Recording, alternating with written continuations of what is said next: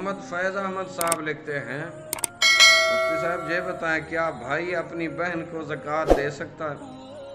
بسم اللہ الرحمن الرحیم۔ الجواب بعون الملک الوہاب، اللہم ہدایت الحق والصواب۔ اگر بہن یا بھائی شرعاً مستحق زکوٰۃ ہو تو اسے زکوٰۃ دینا افضل ہے۔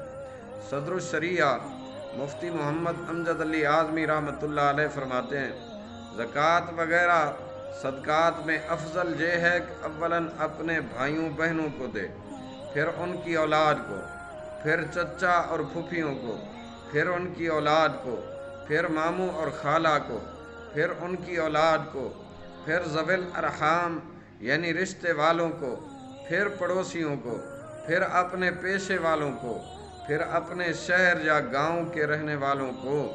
بہار شریعت جلد اول حصہ 5 صفحہ نمبر 939۔